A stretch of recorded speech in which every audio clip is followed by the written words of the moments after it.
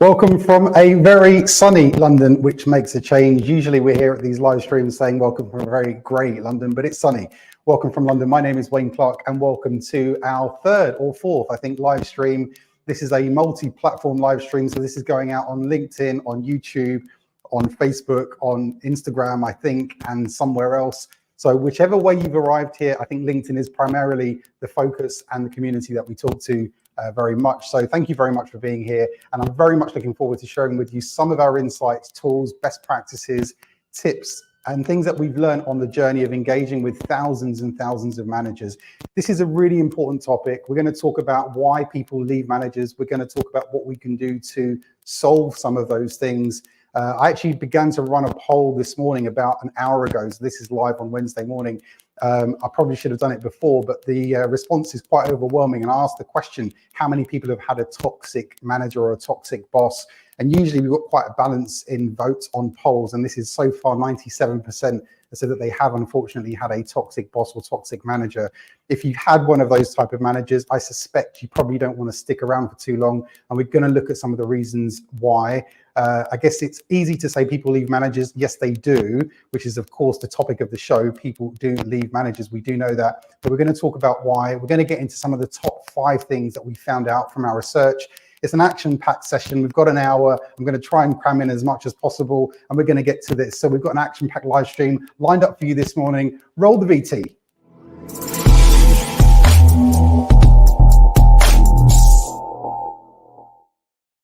So I'm excited, I'm hyped up. We've done a lot of prep in terms of looking at some of the research that we thought you might find useful. Our job, my focus on these live streams is to try and give you as much insight as possible from all of the people that we keep bumping into in our work around the world. If this is the first time that you've encountered us or met with me or our organization, we're called the World Class Manager Team, and we work all around the world, as the name suggests, with lots of different organizations and governments. Our team is split from here in the UK and also in Europe through all the way to the Far East. And actually, we've got a large component of our business based in Mongolia, as well as the Middle East as well. So a huge thank you for being here. And as I said, I'm really hyped up to share with you some of these insights. What we focus on are not sort of theoretical ideas, right? This is not a lecture. This is nothing to do with an academic view of this. This is all based on practical things that we've learned and engaged with, picked up from all of these great people that we've come into contact with all around the world. So yes, the topic is people leave managers, but we're going to go a little bit deeper and look at some of the reasons why that might be the case. I wanted to start off with a fact, so let's get cracking. 81% of managers that we've surveyed, now to put this in context, over 50,000 managers have been through our World Class Manager program. We've interviewed and surveyed 15,500 managers on a range of questions. 81%, and this is why I wanted to set this up as a context setter for the rest of this session, 81% of the managers that we've surveyed said they believe that the product or services of their organization could be better. Now, when we started to uncover this research, we found it so mind-blowing. I found it mind-blowing. I've spent much of my career involved in employee engagement, in feeding back engagement scores to CEOs and leadership teams. If you think about your own employee survey, staff satisfaction survey, colleague feedback survey, whatever you call it, you're probably asking a range of questions, to do with how do we feel about the manager, the leader, the values, the culture, all of that good stuff, and it's all relevant. What we often don't do is ask managers specifically about insights to do with operational improvement, because as we often know through the feedback of the survey, most people have quite a clear idea and a strong point of view on what the organization can do to improve. When we uncovered this number, it really knocked me off my feet, because 4 out of 5 managers are suggesting to us, based on this survey, that we could improve what we do. Now, the big question we asked was, well, who's listening to those, to the 80% of managers who believe this? And what we often find in many organizations is not many people actually, because there isn't a mechanism geared up to listen intently to this type of insight and feedback. The reason why I wanted to share this up front is because I think it sets the context in a way for many of the things we're going to talk about and I'm going to share with you in this session. And we might keep coming back to this because I think it's such a compelling statistic. Now, in terms of where we pick up this research and this work from, we've worked now in over 30 countries around the world, worked with over 50,000 managers. I've personally had the opportunity to work with over 1,000 different CEOs. If you imagine a CEO spectrum, right, of 1,000 CEOs, from your deeply empathic, want to hug you all day, feed you grapes, hold you in a loving caress and tell you the world will be good. Then there's that type of CEO on one end of the scale, all the way through to the other side of the scale, which is probably like a clinical psychopath. And I pray that you never meet such people, right? We've met them for you. You don't have to. So we've got this incredible spectrum of insight, learning, best practice, tools, tips, insights. And what we've been doing is learning from what some of these leaders do. And more importantly, in a way, asking the question, so what? What can we do with this? You know, I'm a new manager. It's my first time in a management role. What can I do that would make a difference in terms of my role and the impact of my team? You may be a super experienced manager and may forget some of these things that are so important and so essential. So we'll be sharing some of that with you.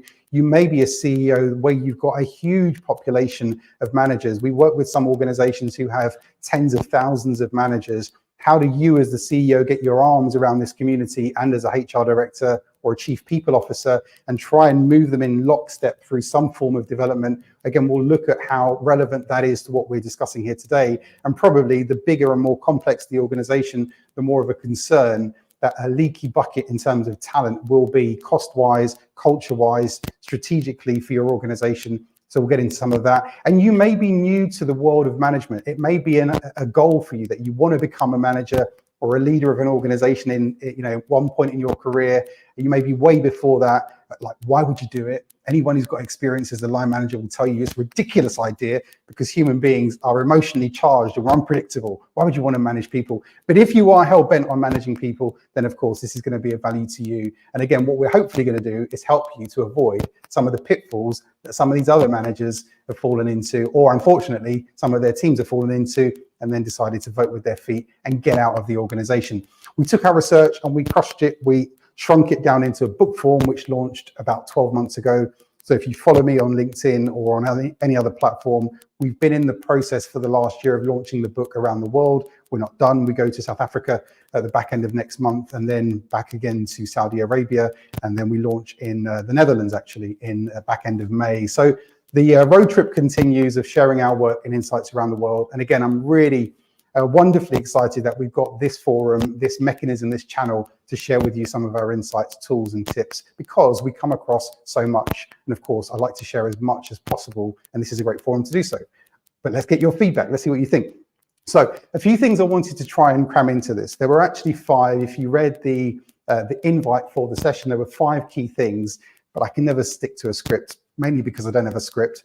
Actually, someone asked me the other day, how do you script and plan your things? Well, this is probably like a bad expose, but this is my script, right? Here's a script for the session. So it's kind of unscripted. We've got 5 big things I want to talk about. I'll try and cram in 6 or 7. Let's see how we get on and let's kick it off. Now, the first thing I wanted to talk about is what we call the role of the 21st century manager. Now, this is the beginning part. It's the first phase of the program that we run called World Class Manager, where we go in depth and we ask some very fundamental and very simple questions about what the role of the manager is in the organization. And you may say, this sounds a little bit too simple. This sounds a little bit naive. Of course, the job of the manager is to manage people, maybe get the best out of people. Yes, of course it is. But what we're talking about is how often does the organization reinvestigate what the fundamental role of the manager is in 2024, on March the 27th, 2024. What is the job of the manager?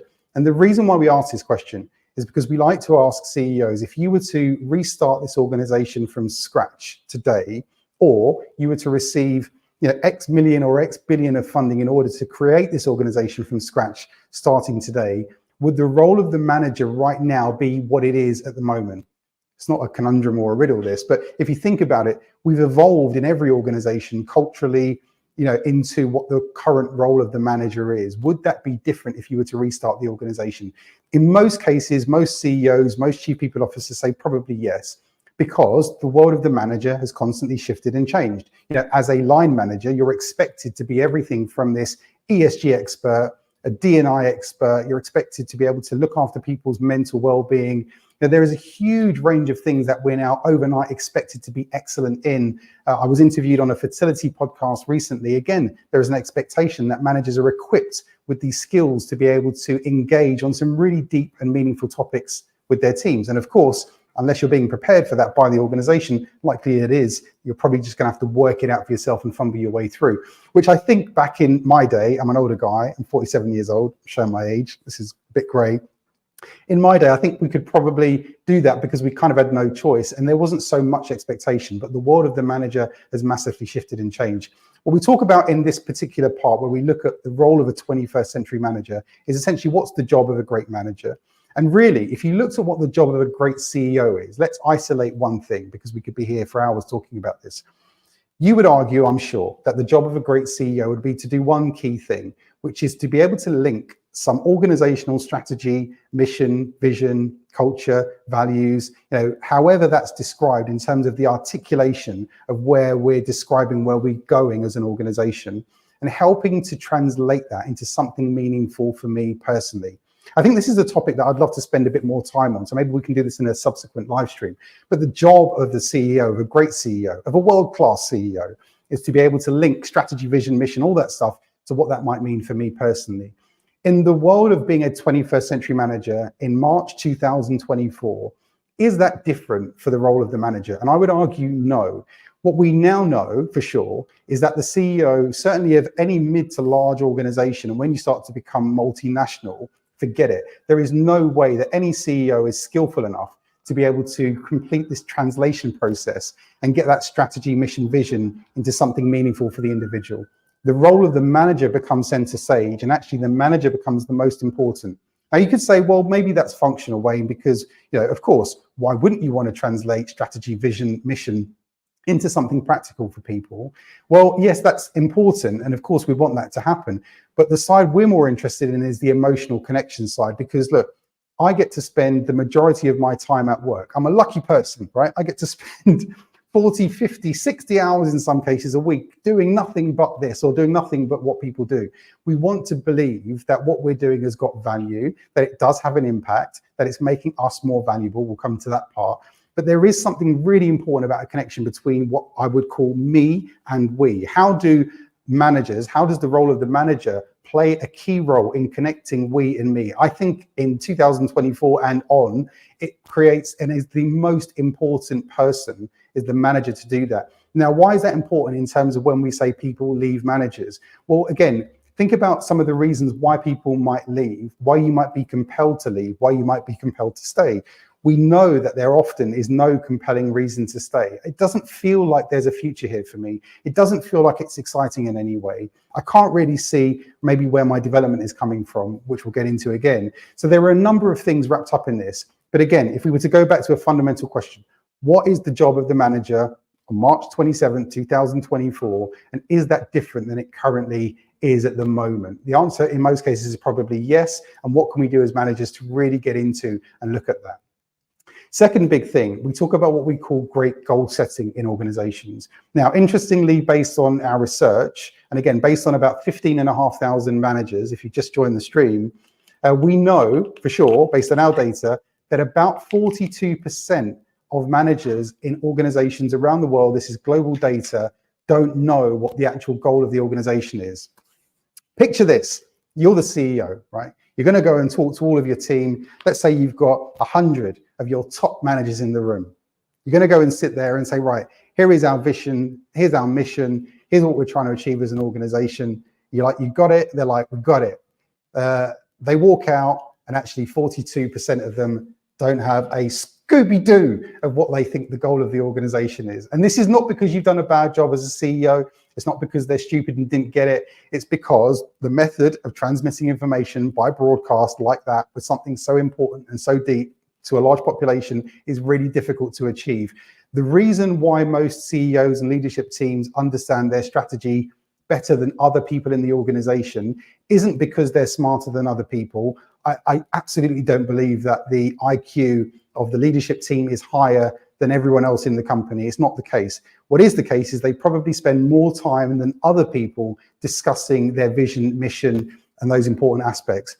Would it be the case that you would walk down the corridor and say, hi, Jane, what are you up to for lunch? And Jane's like, oh, not much.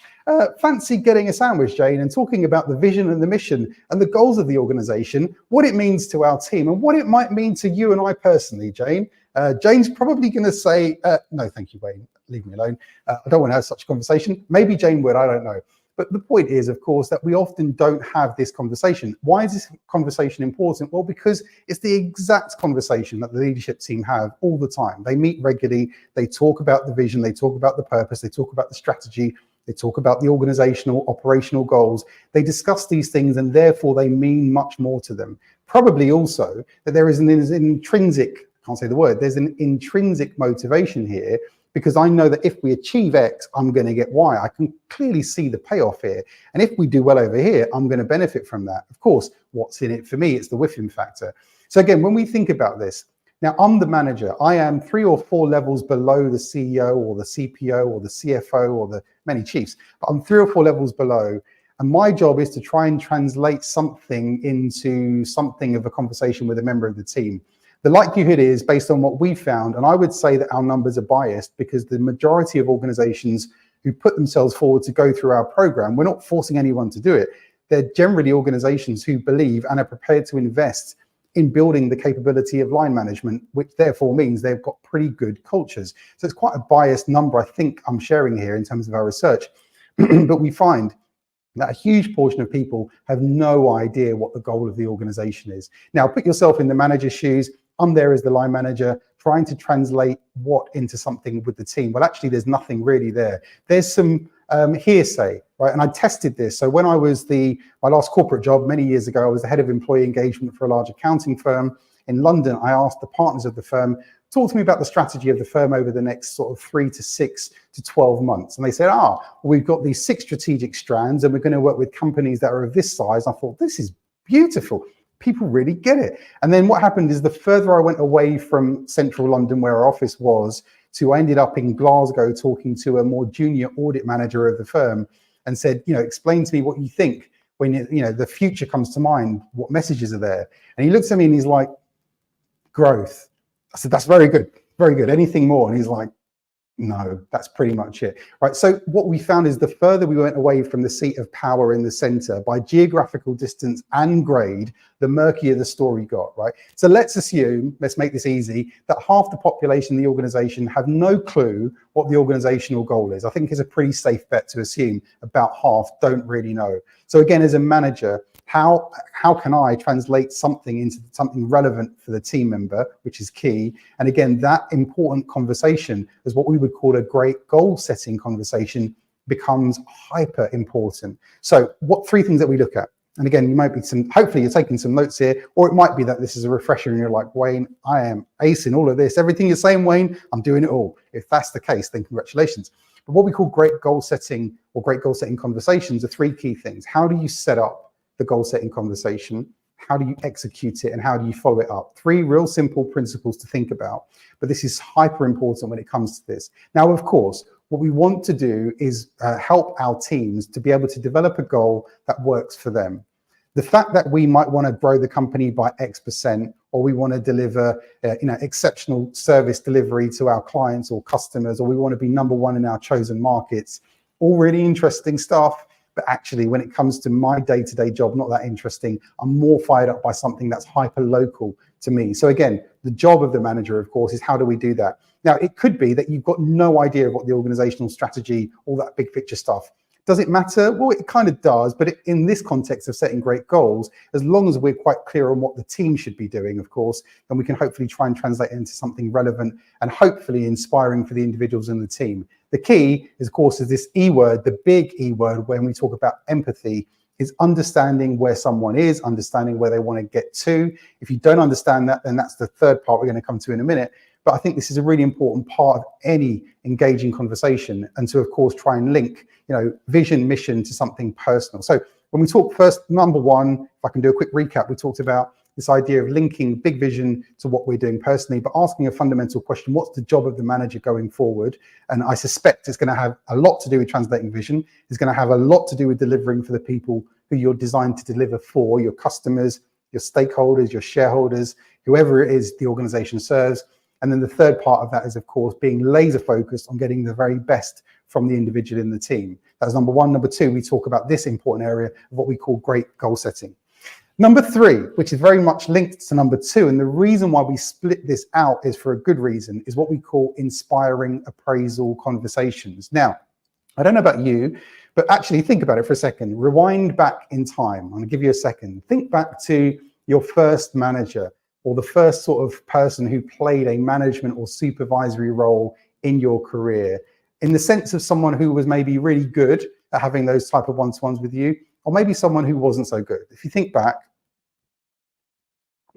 it allows me to take a drink. I should get this sponsored by Gales, by the way. It isn't, but maybe that's for the next one.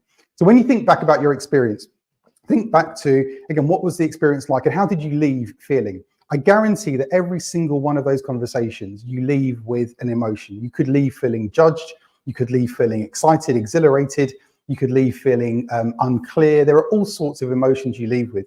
The one thing we talk about, and again, this applies whether you're a multinational billion-dollar corporation and have unbelievable amounts of resource to throw at this, or it applies whether you're a absolute tiny charity with zero budget for anything, right? The same applies for all of this, which is why we looked at this word quite intently, which is what we call an inspiring appraisal conversation. We want people to leave these one-to-ones feeling inspired. Now, inspired doesn't mean that we're jumping up and down, throwing high fives, fist bumping, saying, aren't we cool? Look at us. That's not the sort of inspiration we're talking about. We're talking here about something that works for the individual. But in order to work for the individual, we as managers, of course, have to understand what those individuals want. And this might be a simple case of asking the question of what it is that someone actually wants. The reason why we think this is so powerful and the reason why it absolutely works is because for many of the people I've come across, whether they've been hyper successful in their chosen careers, from the outside looking in, it looks like it's a certain way, or whether or not they've sort of struggled to get further up the career ladder for all sorts of reasons. What we often find out is people aren't generally that clear about what it is that they actually want. And if you think about it, how many human beings, maybe we should run this as a poll, how many human beings have had a deep and meaningful conversation with someone about their life, their dreams, their career, their hopes, their aspirations? If you've had that with either a parent or been lucky enough to have a couple of parents and have that type of conversation with, I think you're in the minority, right?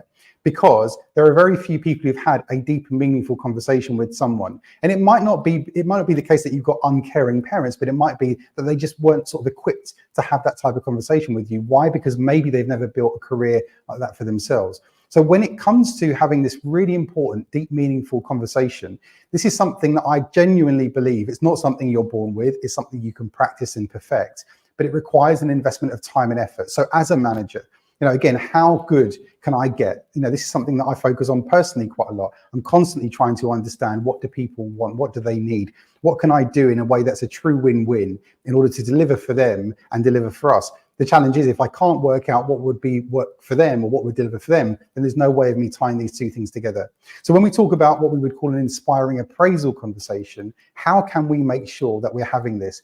This may be on the flip side, right, where you've genuinely left organizations because you've had a real scumbag of a manager, a real toxic manager, someone that you're hopeful that you're never going to see again in your life.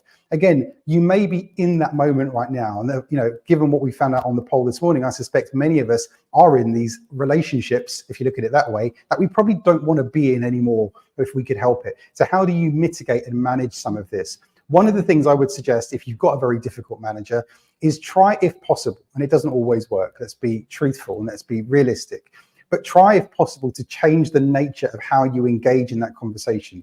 Because often what can happen is there's a game that gets played. Every 6 to 12 months, hopefully at least, we're going to sit down together. I'm in your team. I am the most junior person.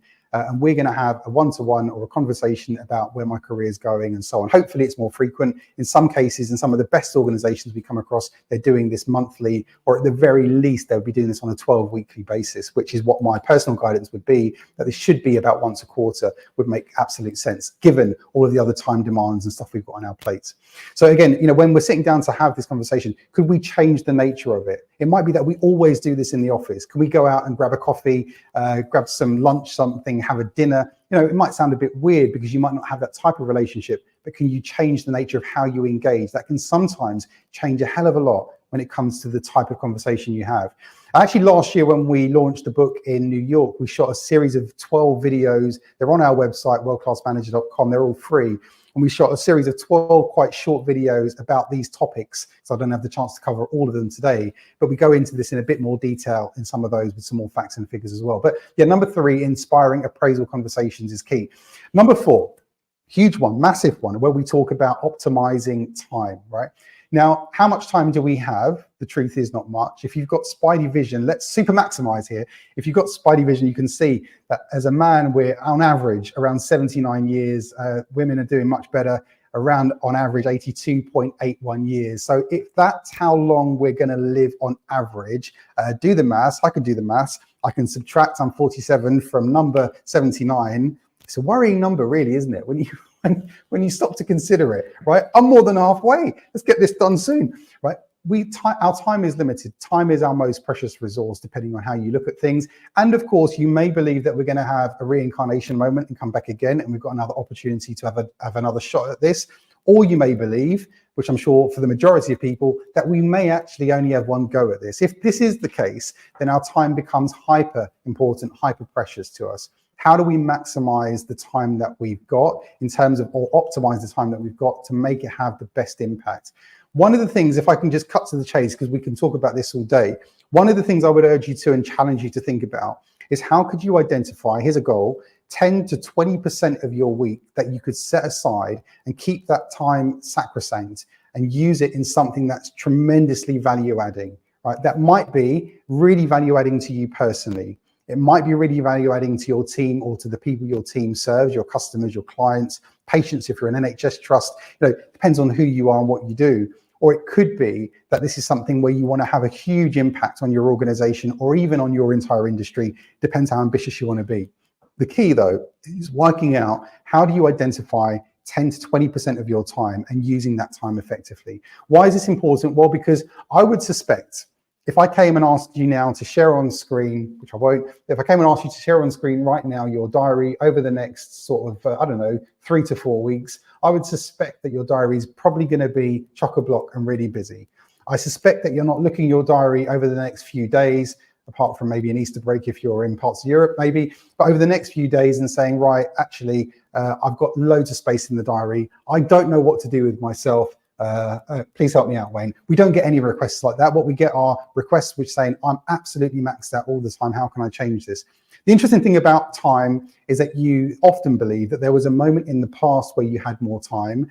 There's this sort of weird belief that in the future, we're going to have more time. And the truth is, of course, that we're always in the present. And in the present, there is never any time because we're always so busy. What we try and do as very busy people is fix the time problem in the present, but it feels unfixable because we don't have any time and space to even think about creating that space and time. And one of our very, very, very simple tips is to say, right, let's pick a moment in your calendar where your life starts to look a little bit easier. For most busy managers, busy people, you would say probably 2 to 3 months out, most people's diaries starts to get a little bit thinner. There starts to be a bit more like white empty space in those diaries. Maybe from the 1st of July or 1st of August, you can say, right, I'm going to plan out half a day or a day a week and keep that time sacrosanct. The $1 million question, of course, is what do you do with that time? Well, only you know the answer to that, and only you can work out what would be value adding. But how do you identify a proportion of your week and say, right, I'm going to keep that time for something, and then give some thought to what you might like to use that time for? One of the big issues that we come across in many organizations, going back to the 81% number at the beginning, and actually it's part of the reason why I'm always interested in this show, The Undercover CEO. If you think about it, what happens if you watch The Undercover CEO or Undercover Boss, as they call it in the US, at the beginning, they show the CEO who says, they've had this epiphany moment, or they've obviously agreed to do the show. They're going to go undercover and go and find out what's going on in their organization. Usually the next scene is that would be the CEO with the rest of the leadership team. They sit around the table and the CEO says, right, obviously this is all recorded on camera, and says to the leadership team, I'm decided I'm going to go undercover and see what's going on in the organization. At that moment, if you watch any of these shows, what did the leadership team do? Do they sit there and say, yes, this is fantastic. At last, I'm going to get the CEO to come into my team and see what's going on and celebrate the wins? No, most of the people around the table look scared as hell. Why? Because they know that stuff's going to get found out. They know that the stuff that they should have spent time focusing on is going to get uncovered by the CEO. Have you ever seen an episode where the CEO gets to the end of it and says there was nothing to change? Everything was perfect. Well, no, of course not. And it's not because people are being evil inherently and trying to hide things either. It's not that. We are so fundamentally busy, and there are always things that we wish we could spend time on, but we can't, or it doesn't feel like we can because we don't have the space to do it. So the idea here is when we look at the hyper successful individuals, and let's use him as an example, love him or hate him. Let's talk about someone like an Elon Musk. He's got the same 24 hours in the day that you and I have, and runs a multiple number of companies, has, a huge family and huge commitments, as I would imagine. How does he and other people like him manage to achieve so much in the same time period? There is something here really important about giving a rethink to how we utilize our time. Now, put this in the context of why we're here discussing this morning, which is about why do people leave organizations. It can often feel like everything is so overwhelming. There is no plan. I'm getting hit from left and right with sort of ideas from people. It feels too much. I feel out of control. I want to go somewhere where life might be a bit more ordered. If you find somewhere like that, let me know, because we don't find many, but that's often one of the ideals and one of the issues. We feel out of control. So again, how do we get back in control? You could be the most junior person in the organization. There is still something we can do to try and get some control back, and which is why identifying a portion of time that we could spend thinking about something really value adding for you, for your team, for your organization would be really important as well. And again, as a line manager, as a people manager, if you had an opportunity to spend 10 to 20% of your week, how could you utilize that time valuably? And I think there's so much you could do. There's so much impact that you could make, but often it's hard to because we often don't have the time. Number 4 is where we look at what we call improving communication. Now, on my travels, we're constantly on the road. Well, I'm certainly constantly on the road, moving around, talking to different organizations, companies, governments, and everything in between. Everything that I've seen everywhere on the planet points to one challenge that we see consistently. There isn't a place on earth where I've gone where they said, Wayne, we've solved communications. Yeah, we've solved it. We've got it all worked out. Everyone seems to get everything that they need to know on a regular basis in a format that works for them, through a channel that really works for them. I've been and asked the people, and I've interviewed them, Wayne, and I said, could we do anything to improve communications? And they were like, no, we're good. It doesn't happen, never happens, never found anywhere like it. Conversely, every single organization that we've ever spoken to says, of course, we want to improve communications. Now, is it because organizations cannot improve communications, therefore this is an unsolvable challenge? Actually, on a mass scale, I think the answer is yes, which should be a liberation moment. If your specialism is focused on improving communications, you cannot improve organizational communications to the point where everyone says everything's working perfectly well. It's a utopian fantasy. If you look at it as a psychologist would look at, it's a psychological fantasy, right? What we can do though is we can improve the perception of communications in our teams. And for most people, yes, I'm concerned what's going on in our industry. That's kind of interesting. Trends are changing, things are happening, movers and shakers are moving and shaking. There are things that are relevant to the company that interest me a bit more. There are things that are interesting in the department that interest me even more. I'm more interested though in what's going on in my team, and I'm really interested in what's going on in between myself and the line manager. So when it comes to improving communication, most people are concerned, for most of the time anyway, with something that's a bit more personal and selfishly motivated around their world. And here's the key to the answer, right? Ask people in the team 3 very, very simple questions. What do you want to know? How often? And how best can I get that information to you? What do you want to know? How often? And how best can I get that information to you? Now, this might be the case that you speak to someone and they say, I really want to know strategically how we're doing as an organization. I would love to find that out on a monthly basis, and maybe over a coffee would be fantastic. If you deliver on that and then ask that person in a few months' time, do you think communications is improving? What are they going to say? They're going to say yes. Why? Because their personal and selfish conditions for improved communications have now been met. It might be someone else wants to know, I want like hardcore stats in an Excel spreadsheet sent to me every week on an email. That for me would be absolutely perfect. And maybe there is some policy stuff in the organization I want to know about. Wayne, thank you very much. I'm good. And that person is absolutely fine. Or it could even be the extreme case. Hopefully not, but it does exist. And we know that you've probably got anywhere between 5 to 10% of any workforce who absolutely hate the company and would love nothing else than to get out and do something else. Will they leave? Maybe not. It's another conversation for another webinar, another live stream. But we know that you're going to talk to some people and say, what do you want to know about? The answer would be nothing. How often? Who cares? When would you like to know that information? Whatevs. Okay, fair enough. Right, we know some people fundamentally couldn't care less, right? That's fine. But this process of working out who in the team does care, what they care about, how I can best serve them, of course, means that we've got a good shot now at changing the perception of how we improve communications. Roll this all the way back up to the top. If you are the CEO and you've got a mega corporation across multiple jurisdictions and time zones, and you've got hundreds or thousands of managers, again, this is a really important discipline culturally that you could instill across the entire management population, because what we want, of course, is the objective of improving communications. I'll put this, it's going to sound like a riddle. It's really subjective. It's probably a better word to use. My perception of improved communications is true to me and valid to no one else.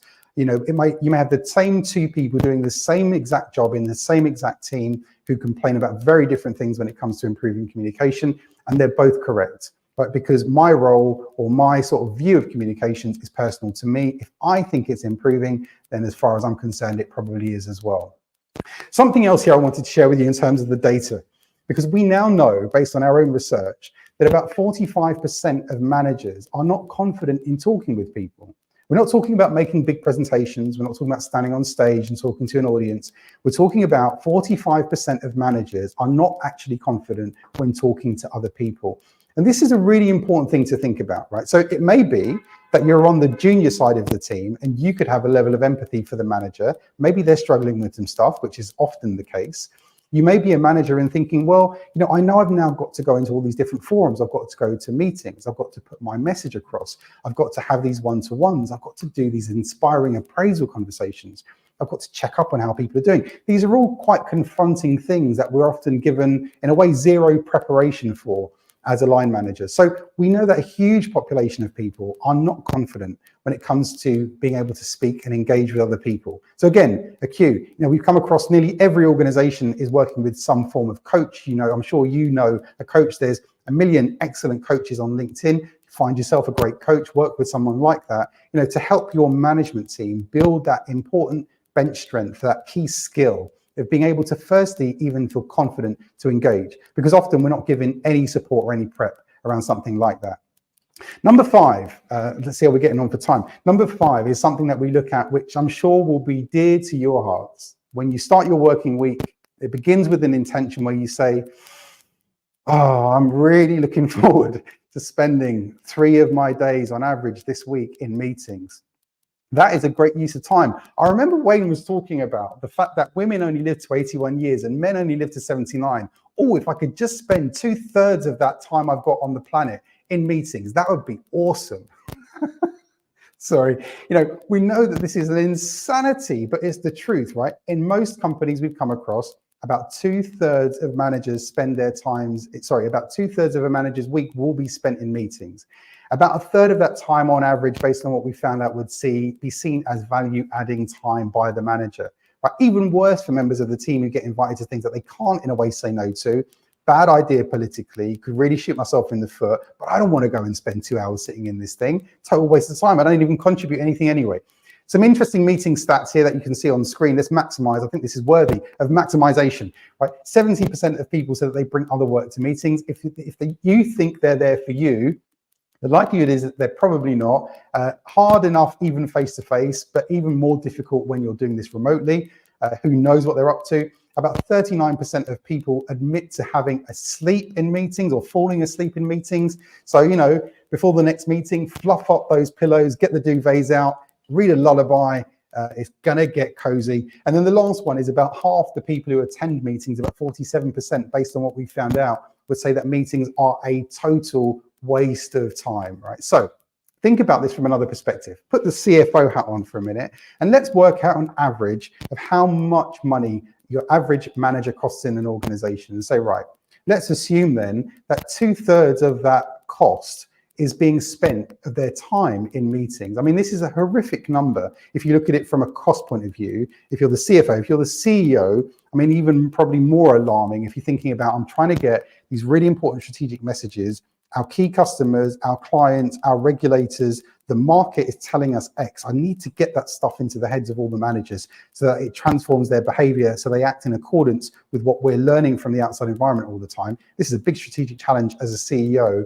As a chief marketing officer, the world's evolving rapidly. We need to change the way that we're presenting ourselves to the outside world. But I can't really do that because 2/3 of these managers' week is spent in this time. There's all sorts of strategic challenges that every single leadership team on the planet would love to shift the manager's perception of. And how much time of their week have they got access to managers? Well, probably not that much, given what we keep finding out in organizations. So meetings can be one of these things culturally, I think this is important, that often can really repel you from an organization because it feels like you're getting nowhere. So again, as a individual contributor, as the most junior person in the organization who might decide to vote with your feet and leave, how could we transform the quality of meetings? Now, you may not have control of some of the big macro meetings that happen on a quarterly, monthly basis that you're invited to, again, by someone senior, but you can't say no to it. But you probably do have a lot of control over the regular interactions of the team and how might you change it. Here's the goal. Here's the goal. Imagine creating a meeting, is what we look at, where everyone actually wants to attend it, right? That's the utopian dream. Are we high? Are we on some form of drug saying this? No, of course not. The reason why someone would want to attend the meeting, of course, is that they get something out of it, or they're unbelievably altruistic, which is maybe less than 1% of the population, who just want to contribute 2 hours of their precious life to achieving something for the organization at some point in the future. That's probably not even going to work out, right? Given all the other things that change. Most people are more concerned about something that's valuable for them. So looking at the other way around, how do we make our meetings feel ultimately more valuable for the people who attend them? Last one I'm going to look at, because there's too many here, but when we look at what we call understanding our customer or understanding who we serve. And again, I think this is one of the most important areas where we can truly engage our teams in a clever way that makes the organization culturally feel more sticky. If we're looking at reasons to compel people to stay, not to leave, I think this is a really interesting area. The reason why is because in many companies that we come across, there is often a big misconception about what the customer actually wants. There are so many organizations, if you look through the list of the history of failed corporations, of the big name brands that we can all, I'm sure, name, there's usually a story where they just got it wrong. They just didn't get what the customer was saying. They didn't understand what was happening with the market. If only they would have listened to people who were telling them for years that they should have sold this product or done it in this way or positioned themselves in this way. Right? Often the organization is very disconnected actually from what the customer actually wants from them. And we've seen this in a number of organizations. We found organizations like, if you know me or know us, you know that I'm this absolute evangelist of an organization called Red Carnation. They own a number of hotels across the world, and they are the exemplar, in my opinion, of truly understanding their customer. They rank #1 in literally every city on the planet where they have a hotel in terms of customer feedback, customer service. This is an organization obsessed and deeply empathic and caring about what the customer says, and it makes sure that everyone in the organization understands how important that is and don't feel disconnected from it. This is one of the areas where it can really change the dynamic for a team. Could we, with myself and 3 or 4 people in my team, if we're a small team, do something else to understand what our clients might want from us? This can be a really engaging exercise. It gives junior people an access to a level of seniority and thought process and strategic thinking that often they can never get otherwise. And here's the thing, if let's put it the other way. Would it ever be a bad thing to be seen as being someone who's strategic by the leadership team? Would a leader ever look on a manager or on a junior member of the team and say, you know what, you're thinking too strategically. Oh my gosh, your critical thinking is really disturbing me. This is too critical. You're putting too much intelligent thought into thinking these thoughts. Where do you think these thoughts? This is never, ever going to be a bad thing. But again, so maybe here's the answer. Maybe I've just answered something for myself. Maybe if we're going to optimize time and identify 10 to 20% of the week that you could spend doing something else, even if it's an hour a week, right? This is valuable. Maybe that hour is valuable time spent in getting closer to the customer, understanding what the customer wants, and therefore sort of acing the hell out of what the customer wants. Now, when I'm talking about a customer, I'm aware that many of us, if we're in an internal or a practice management function, a professional service function, we could be in HR, IT, We could be in finance where we're serving other internal stakeholders. This is the exact same challenge, right? How do we make sure that we really understand who we're delivering for, what they need and what we can do? This is one of the most excellent exercises you can do as a team. It costs you like $0, $0, £0, and is something that is tremendously engaging. Final point on this final statistic, right? And this is a big one. I'm ending on a big number here. We found out that 46.7% of managers do not understand the numbers. They don't understand the finances of the organization. I mean, I don't know if this alarms you or bothers you. It bothers me because I just think, if you're talking to your entire management population, and again, the bigger the organization, the more complex, how do they understand the numbers? In many cases, not very well. Interestingly, if you look at the hyper large multinational corporations, let's look at a typical stock market listed company that every 3 months is grilled. If you've ever attended an analyst call every 3 months, it's fascinating to watch or listen into, because the financial analysts, the fund managers will grill. Literally, they're sauteing the CEO and the CFO of the organization live in front of the population to challenge them on their numbers. Will they be at or meet or exceed expectations in terms of what investors want, et cetera, et cetera? The organization puts an unbelievable amount of effort into those conversations, of course, because they're really important for the shareholders. Often then what happens is internally that knowledge, that debate, that rigor isn't then shared. Often what happens is you get another set of numbers which trickle down. People often believe that there is this magical fairy that descends. We call it the cascade fairy. It waves its magic dust over the population, and then all of a sudden there's a sort of realization. People say, oh, I like Neo in the Matrix, like remember the moment where he knows Kung Fu. I know the numbers. This never happens. So what we know is that we need to translate these numbers through us, the managers, into something relevant for the team. And again, this is a really important conversation. And we found out from our research that hardly any managers actually understand what the finances of the organization are. You may argue that's not important for your organization. I can't understand why that would never be important for all sorts of reasons that we don't have time to get into. So again, when we look at some of these areas, and just again as a real brief summary, because I know we're short on time, when we look at some of these areas where we look at, again, number one, we're talking about this 21st century manager. How do we make sure that we link what I'm doing to what we're trying to achieve as an organization?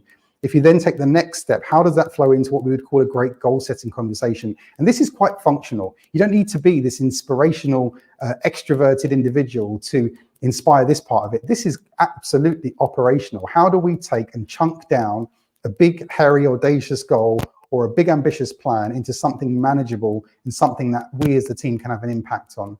Number three, where we look at what we would call the role ultimately of being able to inspire people in conversations. Number four, where we looked at this challenge of optimizing time. We've only got so much time on the planet. How do we optimize that? And then the fifth area, where we look at this really important area, again, of how do we understand what our customers want and able to deliver for them as well. And the other one of looking at how do we improve communications. So I think you can probably see when we look at all of this, we've got 5 or 6 big things that we can do. If anyone tells you ever, or they market to you the idea that they've got the definitive answer on how do we solve this challenge because they've got a model that works, they are lying through their teeth, because it's not possible, right? And as often as we looked at, we've been at this job of management and getting the very best out of people for thousands of years. If this was truly a science, we'd have an equation for it by now, and we don't. It's an art form. It's something that we practice. It's something that we spend lots of time and energy on. It's something that I personally have invested a huge chunk of my life into trying to be better at, learn about, learn from the best, and then of course, translate that into something that we can share with people and make their lives much easier, much more fruitful, and make their journey much cleaner and faster as well. So 5, 6 big things. Again, we absolutely thank you for attending the live stream with us. If you want to find out more information on us, it's down here, worldclassmanager.com. We're going to try to do this every week on multiple platforms. So to share with you some of our latest tools, tips, insights, best practices as we keep coming across. And again, look forward to meeting with you and engaging with you again on this journey. And thank you very, very much for being here with us as part of this stream. See you soon.